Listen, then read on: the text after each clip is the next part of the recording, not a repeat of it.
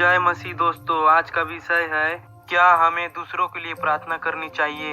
लेकिन दोस्तों, मसीह जीवन का सबसे बड़ा आनंद है प्रार्थना। लेकिन यह बहुत भावुक करने की बात है कि असीम सुंदरता वाले परमेश्वर हमसे सुनना चाहते हैं और इससे वे आनंदित होते हैं। लेकिन दोस्तों, लोगों के लिए प्रार्थना करना अच्छा है, हाँ, लेकिन एक बात है, एक विश्वासी को खुद प्रार्थना करनी चाहिए, दूसरे को प्रार्थना निवेदन नहीं देना चाहिए। अगर आप दूसरे को प्रार्थना निवेदन देते हो तो आपका विश्वासी का क्या मतलब। दोस्तों, हमें अविश्वासियों के लिए प्रार्थना करना चाहिए ताकि जो परमेश्वर को नहीं जानते जान सके और उनका उद्धार हो सके। दोस्तों, जब जब आप किसी के लिए प्रार्थना करते हो तो एक आत्मिक संपर्क बन जाता है उनके, आपके और परमेश्वर के बीच। दोस्तों, आपको कभी कभी लगता होगा कि प्रार्थना व्यर्थ है, लेकिन सबसे महत्वपूर्ण, आवश्यक और जरूरी है प्रार्थना। लेकिन आप यह सोचते होंगे कि जब आपने उनके लिए प्रार्थना करी तब परमेश्वर ने नहीं सुनी।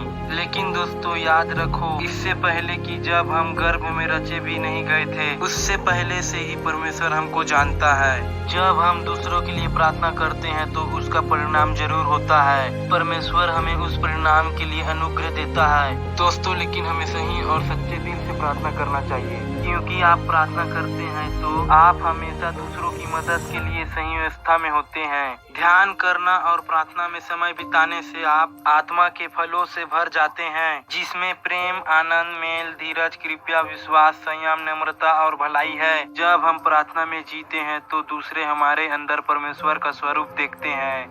आइए दोस्तों, जब यीशु ने दूसरों के लिए प्रार्थना की तो इन बातों के लिए प्रार्थना की। पहला, दूसरे व्यक्ति के विश्वास के लिए। आइए इसके बारे में लूका अध्याय 22 की 32 में देखते हैं। परंतु मैंने तेरे लिए विनती की कि तेरा विश्वास जाता न रहे और जब तू फिरे तो अपने भाइयों को स्थिर करना। दूसरा, उनके जीवन की परीक्षाओं के विरुद्ध। इसके बारे में लूका का अध्याय 22 के 40 में दिया है। उस जगह पहुंचकर उसने उनसे कहा, प्रार्थना करो कि तुम परीक्षा में ना पड़ो। और दोस्तों, तीसरा, एकता के लिए। इसके बारे में यूहन्ना अध्याय 17 के 11 में दिया है, मैं अब जगत में न रहूंगा परंतु ये जगत में रहेंगे और मैं तेरे पास आता हूँ। हे पवित्र पिता, अपने उस नाम से जो तूने मुझे दिया है उनकी रक्षा कर कि वे हमारे समान एक हो। चौथा, पवित्रीकरण। इसके बारे में यूहन्ना अध्याय 17 के 17 में दिया है, सत्य के द्वारा इन्हें पवित्र कर, तेरा वचन सत्य है। दोस्तों, क्योंकि परमेश्वर पवित्र है और उसका वचन सत्य है। पांचवा, खोए हुए का उद्धार। इसके बारे में रोमियो का अध्याय 10 का 1 में दिया है,